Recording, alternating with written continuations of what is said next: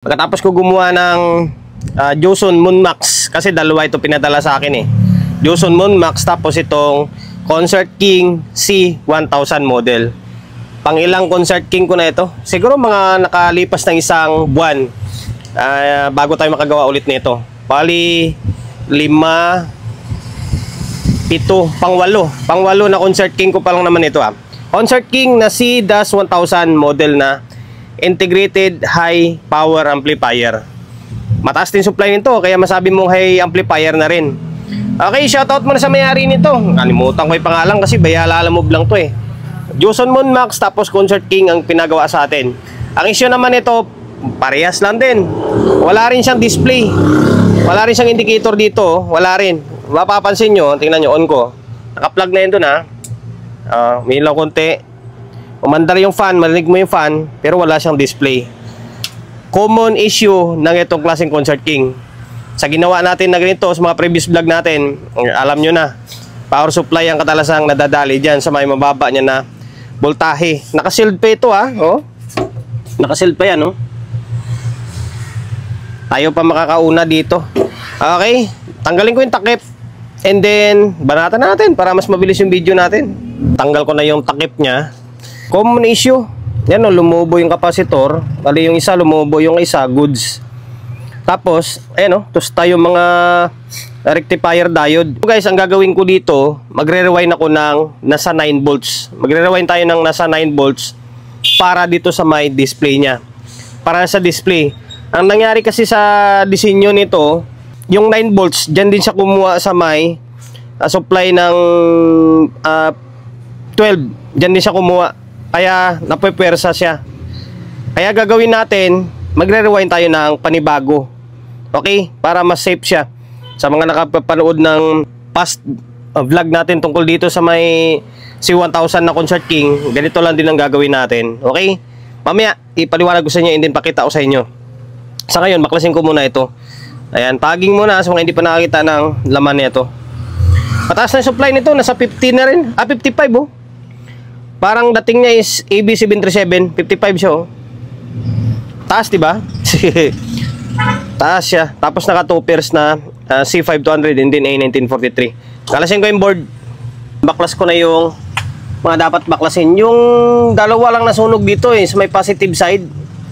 Ito, yung positive side yung arrow, tingnan nyo. Mapapansin nyo, yung arrow nyo. Ito, tsaka ito. Yan lang yung nasira dyan. Kasi ang positive side na yan din yung magpapasa papunta dito sa may 5 volts. Yan, sa may 5 volts. Diyan lang siya rin papasa kaya nahirapan yung diode. 2 ampere lang na diode yan. Kaya gagawin natin, yung 5 volts na to, gagawa tayo ng supply para sa kanya dito. Para yung solo, magiging solo na lang yung 7812. Solo lang niya, hindi mapipersa yung diode. Okay? Magre-rewind tayo dito. Tapos, sira din yung 7812 na regulator. Sira. Kasi napersang na siya Okay, gagawin natin. Rewind tayo. Para-paraan na lang to. Ito, nag-rewind na tayo. Ang tatargetin natin na voltahe dito is mga nasa around 9 volts lang. Mga nasa around 9 volts. Kapag nirectifier yan, mga nasa kulang-kulang 12 volts yan. Pero idadrop pa rin naman ng regulator. Kasi may regulator pa naman dito na 5 volts Okay? Ngayon, kung ilang turns to, para mga nasa 18 turns 2, 4, 6, 8, 10, 12, 14, 16, 18 turns nga. Ngayon, ito magiging labasan, Okay?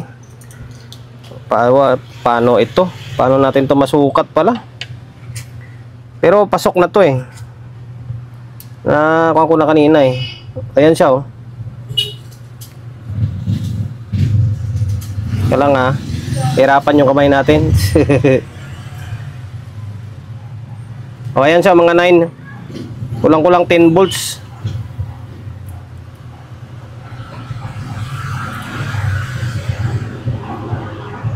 Ayan, mag-steady. Nahirapan yung kamay na. Ayan.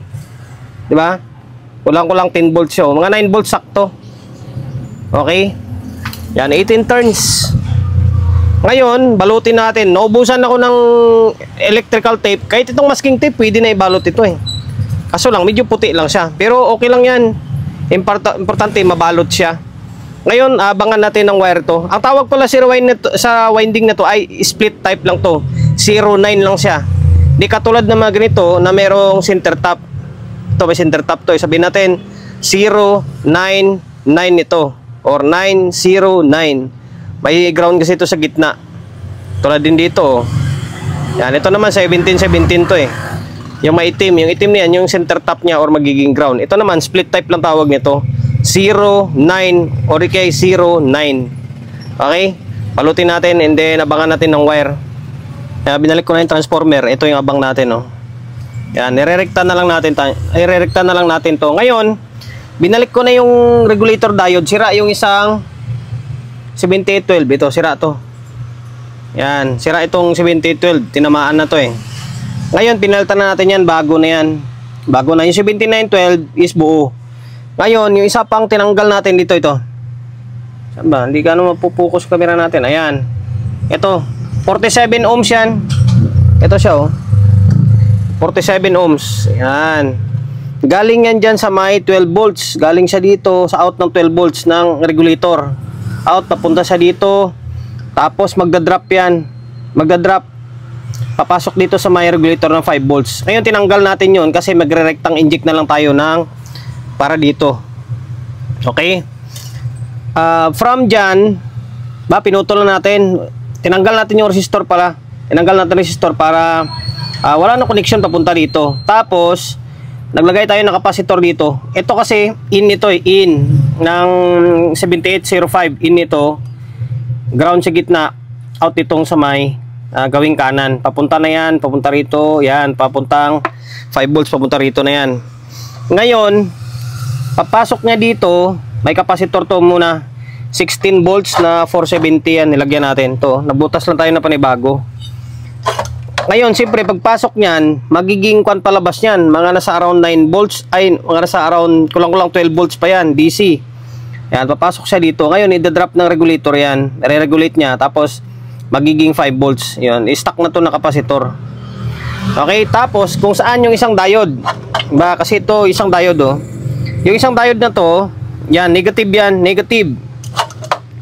Dito na lang siya, rectang inject lang siya sa may negative side or sa may ground niya, sa may common ground. Diretso na lang siya, magiging half wave ito. Okay, yan lang siya, oh.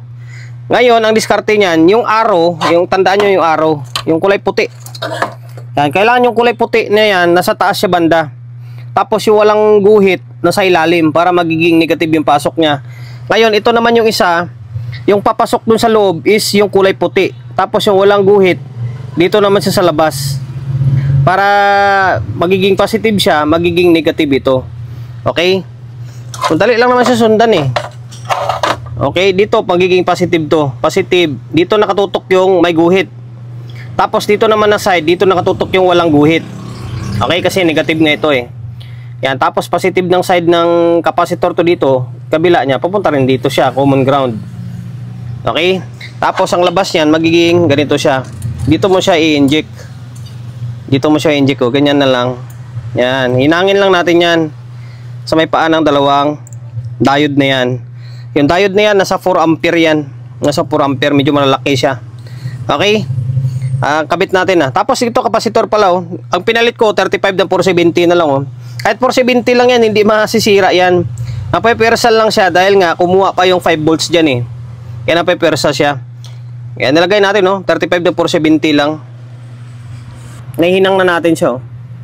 Anininang ko na. Okay? Ganyan lang siya, oh. Dalawang diode lang ginamit natin. Ngayon, huwag muna natin balik yung linya. Bali, sukatan natin kung may 5 volts na lalabas dyan.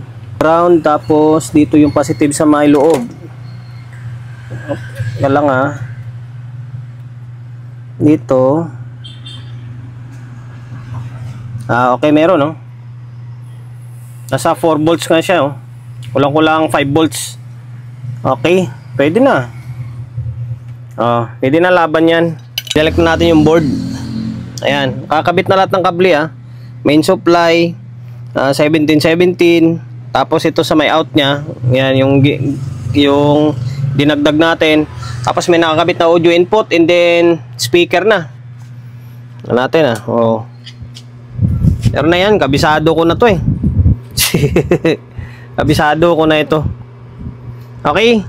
Ngayon, laptop natin gumagana siya Audio na yan. Wala namang problema yung amplifier nito eh. Isang channel lang Ayan. Palyado yung input natin. Ngayon copyright pa tayo. Malakas din.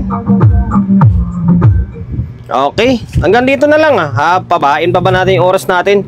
Yun lang naman ginawa natin. Minodified lang natin yung ply-samay dito sa may front panel niya.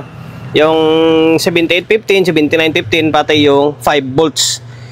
Hindi na iinit ng todo to. Normal lang naman na umiinit yan or maligam-gam. Normal lang yan kasi nga nare-regulate siya Pero yung sobrang init hindi normal yon. Hindi na siya ganun kainit Yan, ganun lang diskarte dyan sa 8 piraso na ginawa ko. Ganito yung pangwalo ito pangwalo. Yung 7 wala naman wala naman nagreklamo. Kasi kung i-repair mo lang yan tapos ganun ulit gagawin mo, hindi tatagal yan, maniwala kayo sa akin. Okay, dahil umabot ka sa part ng video natin na ito, kung hindi ka pa nakapag-subscribe, baka naman paki-subscribe ng YouTube channel natin. Pinutin mo yung bell button, tapos pinutin mo yung all. Ayan, kapag napindot mo na yan, magiging updated ka kapag meron akong upload na video. Okay? Nag-upload ako ng video 1 beses, 2 beses kada araw. Okay? Maraming salamat. Hindi kay bossing nito na mayari ng unit ito. Okay na. Yung Concert King and then Juson Monmax mo Maraming salamat. God bless and then peace sa atin lahat.